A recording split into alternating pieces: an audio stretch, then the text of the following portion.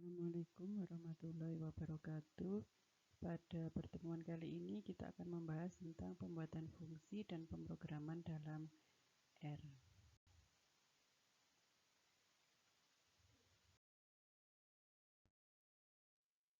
Materi yang akan kita bahas pada pertemuan hari ini adalah if else, kemudian looping dalam R dan fungsi dalam R. Sebelum kita membahas tentang fungsi dan juga pemrograman, perlu kita ingat dulu ada beberapa logika, operator logika dan operator relasi di dalam R. Untuk operator logika ini ada 3. Yang pertama adalah lambangnya itu tanda pentung, itu adalah logika tidak. Kemudian ada dan, kemudian ada atau. Untuk dan ini pakai simbol dan, kemudian atau ini menggunakan garis tegak. Kemudian ada beberapa operator relasi, yaitu kurang dari, lebih dari, kurang dari sama dengan, lebih dari sama dengan. Kemudian sama dengan ini untuk menanyakan apakah sisi kiri sama dengan sisi kanan, seperti itu. Kemudian tidak sama dengan itu lambangnya adalah tanda pentung dan sama dengan. Contoh penggunaan operator logika dan operator relasi diantaranya adalah sebagai berikut. Ini contoh operator logika. Misalkan kita punya X, di mana X itu adalah vektor yang berisi true, false, kemudian 0 dan 1. 0 ini kalau di pemrograman itu adalah false, kemudian 1 itu adalah true gitu ya, untuk logika. Kemudian kita punya Y itu adalah vektor juga yang berisi false, true, false, true gitu ya. Maka tidak X itu adalah negasi X ya, jadi lawan dari X. Jadi kalau X-nya true maka false-nya tidak X-nya adalah false. Kemudian kalau X-nya adalah false maka tidak X-nya adalah true. Kemudian 0 ini lawannya adalah true dan 1 lawannya adalah false. Kemudian kalau kita cari X dan Y, masih ingat ya bagaimana nilai kebenaran dari operator operator dan ya. Jadi di sini operator dan itu bernilai true hanya kalau kedua proposisi itu adalah true ya. Jadi selain itu akan bernilai false. Sehingga ini X dan Y-nya ini akan disejajarkan true dan false, itu hasilnya adalah false. Kemudian false dan true hasilnya adalah false. 0 ini adalah false dan false hasilnya adalah false. Dan 1 dan true itu hasilnya adalah true, karena 1 ini adalah true juga. Kemudian atau X atau Y, atau itu bernilai salah hanya bila kedua proposisi itu adalah salah, selainnya adalah benar atau true. Sehingga di sini X atau Y, true atau false ya bernilai true, false atau true bernilai true, 0 atau false ini baru bernilai false karena dua-duanya false atau 0. Kemudian 1 atau true itu adalah true. Kemudian ini adalah contoh operator relasi. Misalkan kita punya X itu adalah 5 dan Y adalah 16, maka X kurang dari Y adalah benar. Maka jawabannya di sini output dari pemrograman di R ini adalah true. Kemudian X lebih dari Y, nah ini hasilnya adalah false karena tidak benar kalau 5 itu lebih besar daripada 16. Kemudian X kurang dari sama dengan 5, hasilnya adalah true karena sama dengan ini ya, sama dengan 5. Kemudian Y lebih dari sama dengan 20, hasilnya adalah false karena Y-nya adalah 16. Dan X tidak sama dengan 5, ini hasilnya adalah false karena X itu adalah 5, sama dengan 5. Oke, Kemudian, nah ini adalah salah satu bagian dari pemrograman. Ini adalah pengambilan keputusan. Nah, untuk pengambilan keputusan ini digunakan perintah if else. Jadi pernyataan dari if else itu dinyatakan seperti ini. If, kemudian ini ada tanda kurungnya, test expressionnya apa, ya. Nah, kalau ini benar, maka statement ini akan dijalankan. Tapi jika tidak, jika test expressionnya ini tidak benar, maka statement di sini tidak dijalankan. Ini contohnya X, kita punya X sama dengan 5, ya. Jika X lebih dari 0, maka gitu ya, ini langsung tanda kurung, print positive number. Nah, ini karena benar pernyataan ini, test expression X lebih dari 0 ini benar, maka ini dilakukan. Ya, perintah atau statement ini dilakukan. Nah, contoh yang lain, kita punya X sama dengan 5, kemudian if X kurang dari 0, print positive number. Nah, karena ini tidak benar, maka tidak dilakukan perintah ini, gitu ya, sehingga tidak keluar seperti yang di sini. Tidak ada outputnya karena tidak ada perintah yang dijalankan.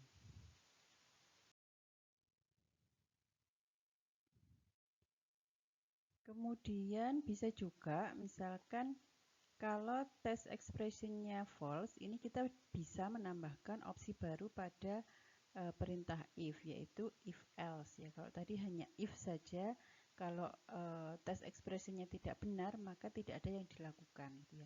Nah, ini kalau if else ini apabila test expressionnya ini tidak benar, maka bisa memilih perintah lain, yaitu else ini, gitu ya. Jadi kalau test expressionnya ini benar, maka dijalankan statement 1 ini. Kemudian else, apabila ini tidak benar, apabila yang ini ya test expressionnya ini tidak benar, maka akan dijalankan statement yang kedua ini. Nah, ini perlu dicatat bahwa else ini harus berada di baris yang sama dengan tanda kurung kurawal dari pernyataan if, yang ini ya, tanda kurung kurawal if. Ini contohnya, kita punya X itu adalah minus 5.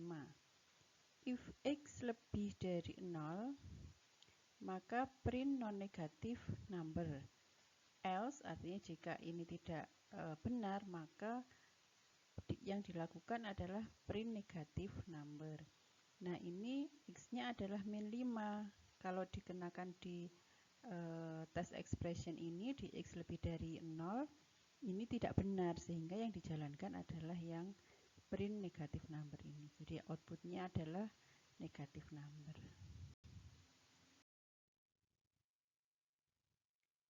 Nah, pernyataan if else ini bisa bertingkat, ya. Jadi tidak hanya satu else-nya itu, tapi bisa lebih banyak. Ini perintahnya seperti ini. If test expression, nah ini kalau benar maka dijalankan statement 1. Kemudian jika tidak, nah ini kita ngecek lagi test expression yang lain selain yang pertama ini. Jika test expression yang kedua ini benar, maka dijalankan statement 2. Kemudian bisa juga ditambah jadi sebanyak yang Anda inginkan. Else if test expression yang ketiga, jika ini benar maka dijalankan yang ketiga ini, statement 3. Jika tidak, nah ini baru jika yang pertama tidak, yang kedua tidak, yang ketiga tidak, maka yang dijalankan adalah statement yang keempat. Nah, ini contohnya. Ini misalkan kita punya X-nya adalah 0. Kemudian kita jalankan perintah ini.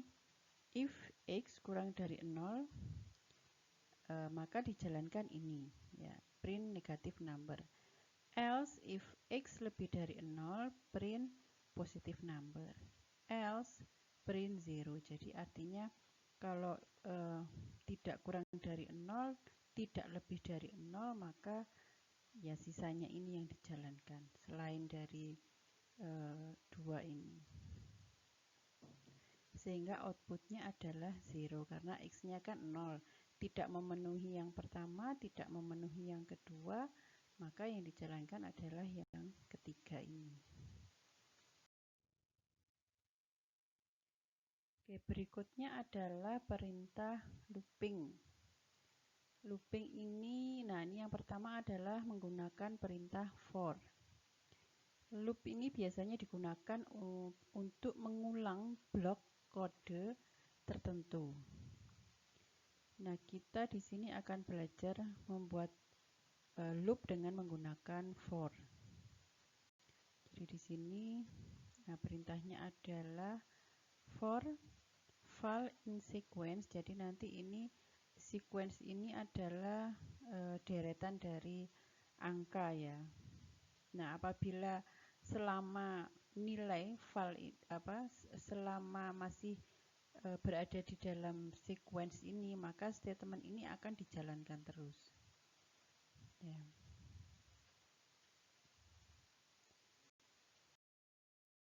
Contohnya ini, misalkan kita punya X. X-nya itu adalah vektor yang berisi 2, 5, 3, 9, 8, 11, dan 6. Kemudian kita inisialisasi dulu, count itu sama dengan 0, ya. Kemudian di sini perintah persen-persen ini adalah perintah untuk mencari modulus atau sisa pembagian. Nah, ini contoh penggunaan for-nya. For val in X, nah ini nanti jadi for ini akan terus berjalan selama masih nilainya selama val ini masih ada di X ini.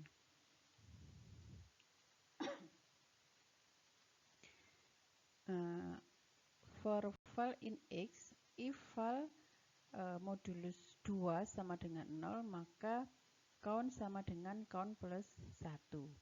Nah, blok ini yang akan dijalankan terus, yang di dalam kurung kurawal ini dari sini, ya, sampai ini akan dijalankan terus sampai X-nya ini nilainya habis.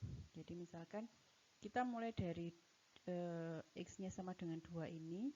2 ini di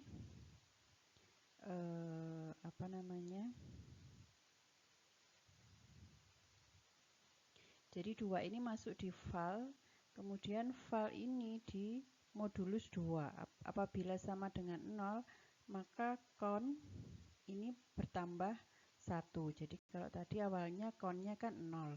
Kemudian 2 ini masuk ke val, kemudian val ini di modulus 2. Nah, ini sama dengan 0. Betul kan, ya? Karena kan 2 dibagi 2 kan habis. Jadi count-nya berubah dari awalnya 0 menjadi plus 1. Nah, sekarang count-nya adalah bernilai 1. Kemudian berikutnya 5 masuk ke nilai val. Nilai 5 masuk ke val modulus 2 sama dengan 0, tidak, sehingga count-nya tetap bernilai 1. Nanti 3 juga masuk ke sini, tidak, maka count-nya tetap 1, demikian seterusnya. 9, kemudian 8. Nah, 8 ini masuk ke val ini benar, sehingga count-nya bertambah menjadi 2. Kemudian 11 tidak, 6 juga, kalau 6 ini habis dibagi 2, sehingga hasilnya nanti count-nya adalah 3. Nah, setelah ini selesai, barulah perintah yang ini dijalankan. Jadi setelah semua X-nya ini dimasukkan ke val ini tadi, baru yang perintah selanjutnya ini dijalankan. Sehingga ini ada sebanyak count-nya ini adalah ini, count terakhir tadi adalah 3 gitu ya. Kemudian bilangan genap dalam vektor tersebut. Hasil outputnya adalah seperti ini.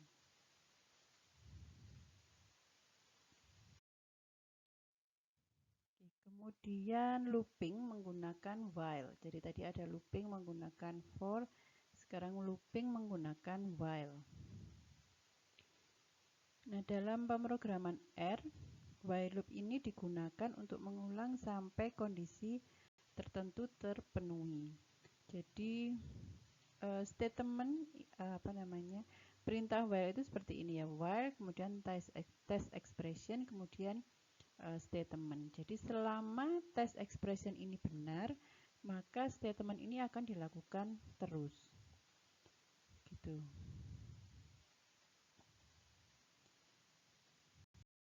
Contohnya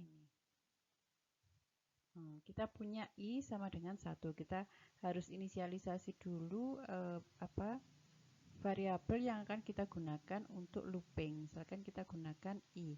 I sama dengan 1 awalnya. Kemudian while I kurang dari sama dengan 6, maka print I. Gitu ya. Nah, jangan lupa I-nya ini variabel untuk loopingnya ini harus ditambah. Kalau nggak ditambah kan nilai I ini akan tetap 1 ya, selamanya akan 1 sehingga selalu memenuhi ini, memenuhi test expressionnya ini, sehingga ya perintah ini akan terus dijalankan selamanya gitu ya. Jadi yang paling penting di dalam looping menggunakan while ini harus ada penambahan, tergantung ininya ya, tergantung test expressionnya. Jadi kalau ini mulai 1 kemudian ini sampai 6 berarti ini harus ditambah terserah ya, ditambah 1 atau tergantung dari keperluannya. Tapi ini harus ditambah, kalau enggak ya kondisi ini akan terus terpenuhi sehingga perintah ini akan selalu dijalankan kalau ini enggak ditambah. Oke, jadi outputnya seperti ini. Jadi setelah I-nya 6 itu akan berhenti, tidak akan dijalankan karena ini selama I-nya kurang dari 5. Jadi maksimal di sini yang di print adalah 5.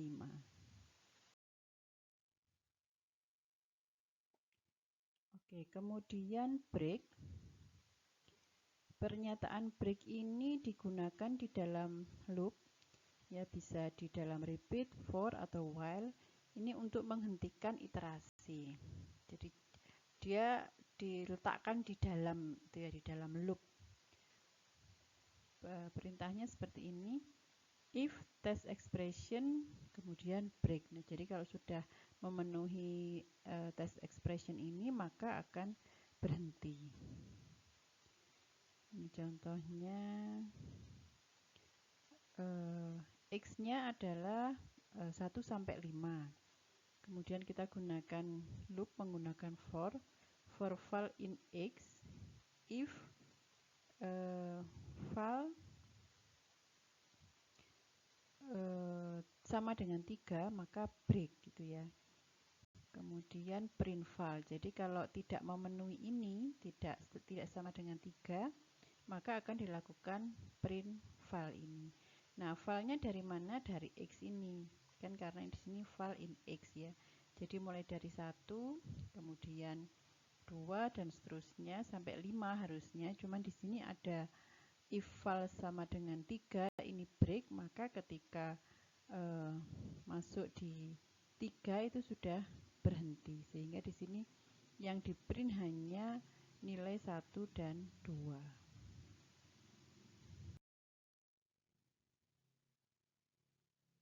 Oke, untuk next ini contohnya keliru ini ya, harusnya next.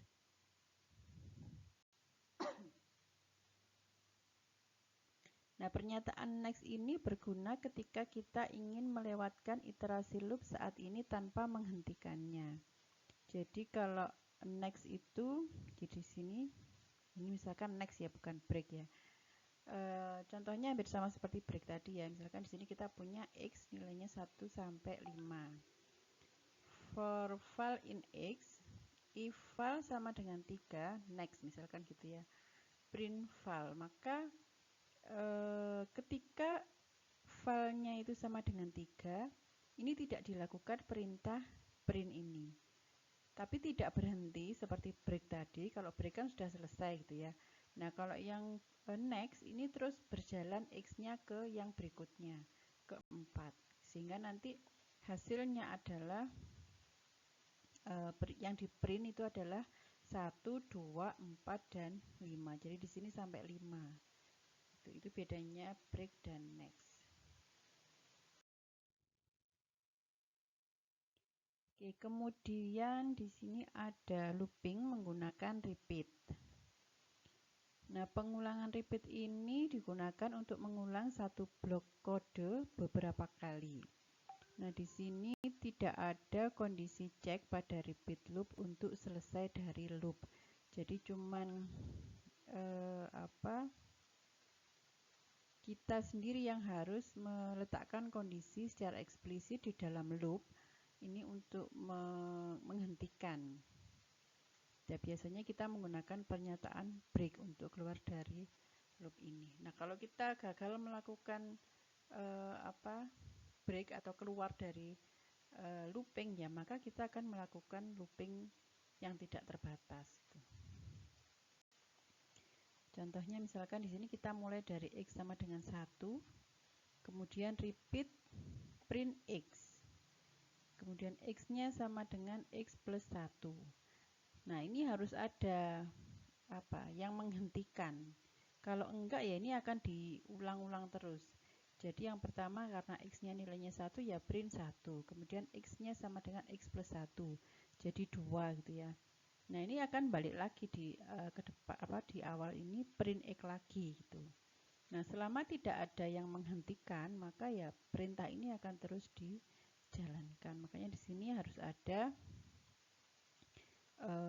perintah untuk menghentikannya. Kalau di sini digunakan if X sama dengan 6, maka break. Ini karena X-nya mulainya dari 1, maka kalau ini X-nya ditambah 1 terus, maka akan ketemu dengan 6, sehingga bisa berhenti. Gitu ya.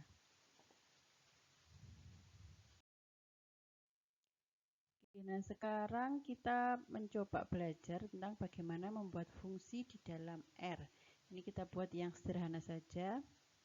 Jadi di sini fungsinya berguna untuk memecah kode secara logis menjadi bagian-bagian yang lebih sederhana, yang menjadi mudah untuk digunakan dan dipahami. Nah, untuk membuat function atau fungsi, ini perintahnya seperti ini. Function name ini terserah namanya mau apa saja boleh, asalkan sesuai dengan aturan penamaan di dalam R, dan tidak boleh menggunakan nama yang sama dengan fungsi-fungsi yang ada di dalam R ya. Kemudian jadi ini function name atau nama fungsi terserah Anda. Kemudian function ini sudah default namanya harus function, ini untuk mengindikasikan bahwa ini adalah fungsi, membuat fungsi. Function kemudian argumennya apa saja.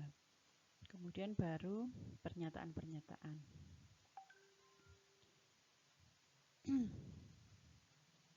Oke, contohnya ini misalkan kita membuat fungsi yang bernama pangkat. Kemudian jadi ini pangkat, kemudian function ini harus ada, kemudian ada argumennya.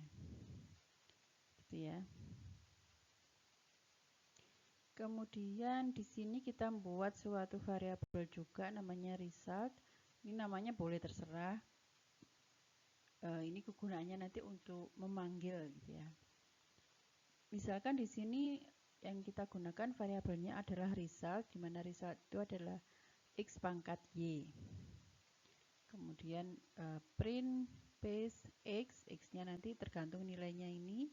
Kemudian ada karakter, penulis karakter pangkat, kemudian Y-nya mengikuti masukannya ini, inputnya ini adalah result. Result nanti adalah ini.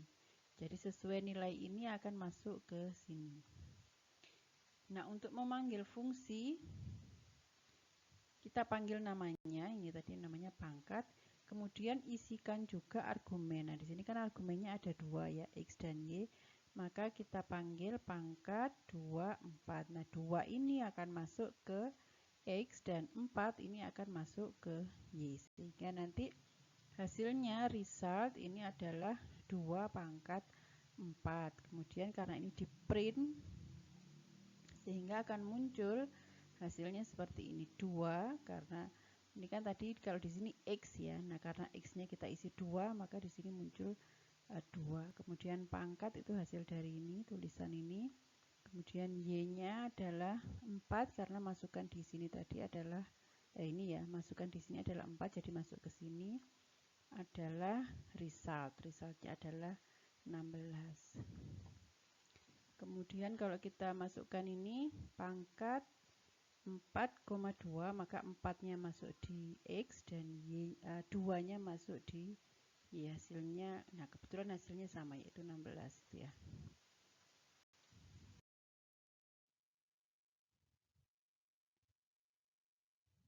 Oke, nah ini argumen itu yang di dalam ini tadi ya.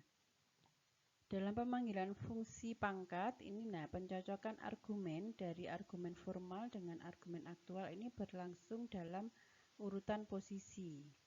Jadi dalam pangkat, kalau kita memanggil pangkat 2,4, maka sesuai dengan urutan di fungsinya tadi. Maka 2 ini akan masuk di X dan 4 ini akan masuk di Y. Nah, kita bisa juga memanggil fungsi itu menggunakan argumen bernama.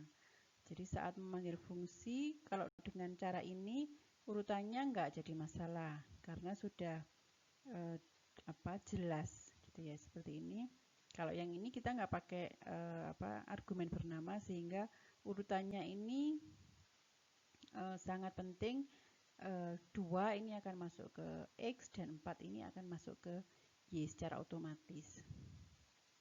Nah, ini kalau kita menggunakan argumen bernama bisa juga X sama dengan 2, Y sama dengan 4 gitu ya. Hasilnya sama.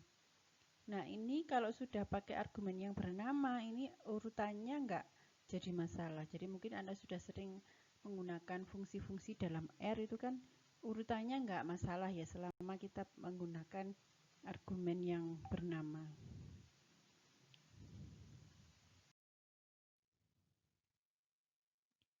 Oke, selanjutnya fungsi return.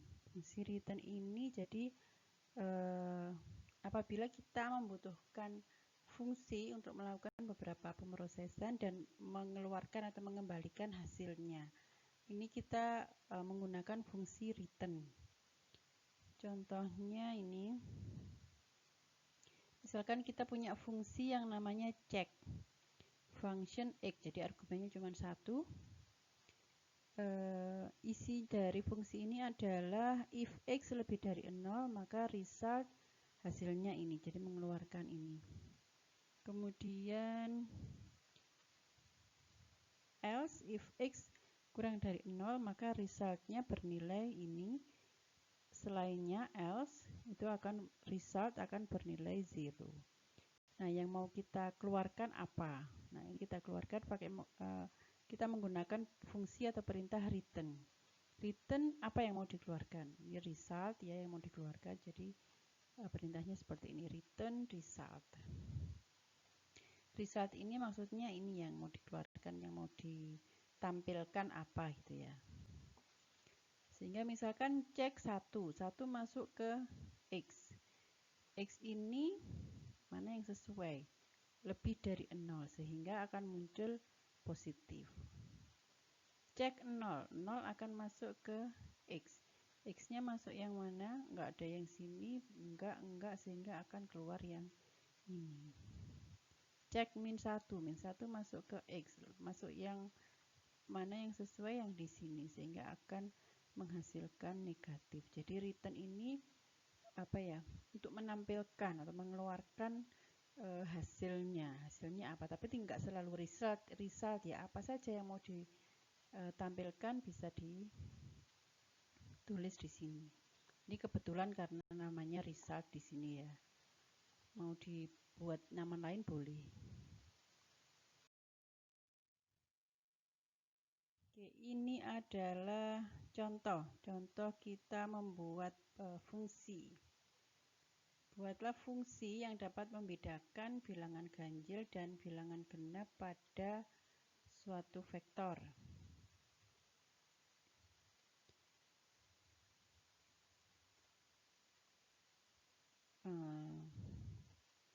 Ini petunjuknya.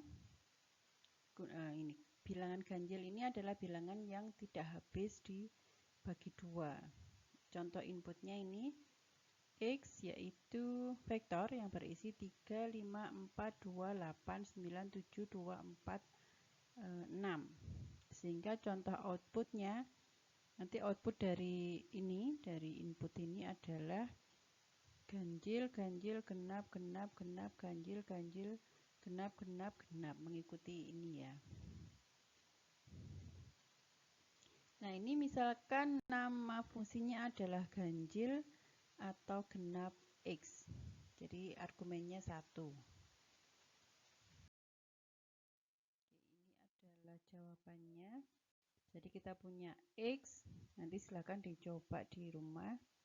Ini misalkan kita punya X, sesuai dengan tadi ya.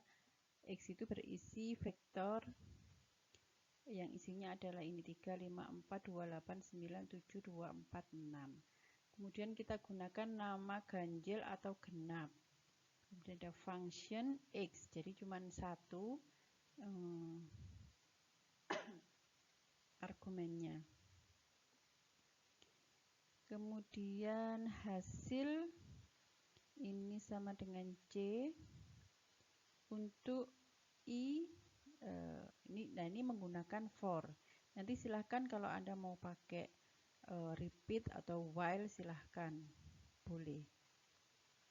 For I in 1 sampai length X, if X I, jadi kan ini vektor ya, sehingga kita bisa memanggil elemen di dalam vektor itu menggunakan perintah ini. If X I, jadi mulai dari I sama dengan 1 sampai panjangnya X, sampai panjangnya X ini ada berapa gitu. Nanti selesai ketika I-nya sudah sama dengan panjang X.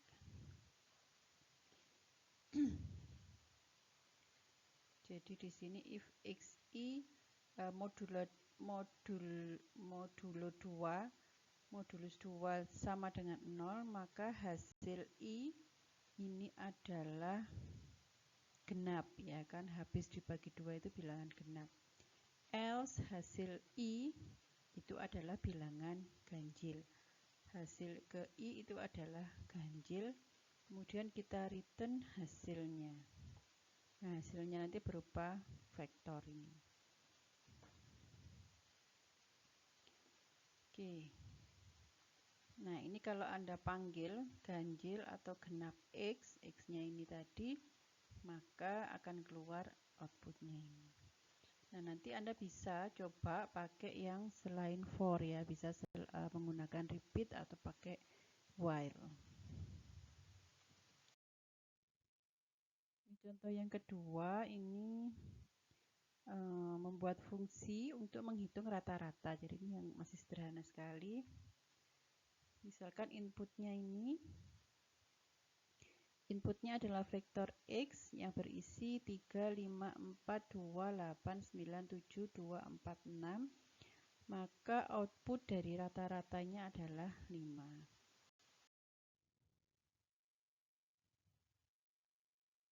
Oke, ini diberi nama rata-rata, kemudian ini function X, argumennya 1.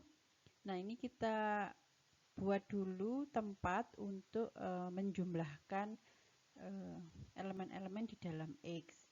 Pertama kita inisialisasi total sama dengan 0.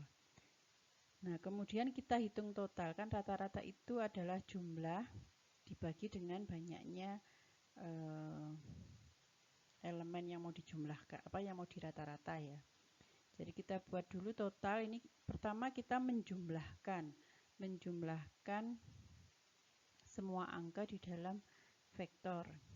For I in 1 sampai length X, sampai banyaknya X ya, ini banyaknya apa ya, banyaknya elemen di dalam X itu adalah length X. Itu total sama dengan total plus XI. Jadi nanti mulai dari X yang pertama, kan pertama total 0, kemudian pada saat I1 itu totalnya adalah 0 ditambah dengan X yang pertama, elemen X yang pertama. Kemudian jalan I-nya dari 1 kemudian ke 2. 2 jadi totalnya tadi adalah sama dengan X yang pertama ditambah dengan X yang kedua, elemen yang kedua. Demikian seterusnya sampai X yang terakhir, sampai X yang ke banyaknya X yang terakhir. Kemudian, nah ini kita menghitung rata-rata. Rata-ratanya adalah total dibagi banyaknya data. Ini total tadi kan jumlah ya, jumlah data dibagi dengan banyaknya data. Ini kita return, jadi nanti yang keluar adalah ya ini total dibagi length X ini. Sehingga kalau kita panggil rata-rata X, itu yang keluar adalah ini. Oke, demikian yang bisa saya sampaikan mengenai fungsi, pembuatan fungsi, dan pemrograman di dalam R. Semoga bermanfaat. Assalamualaikum warahmatullahi wabarakatuh.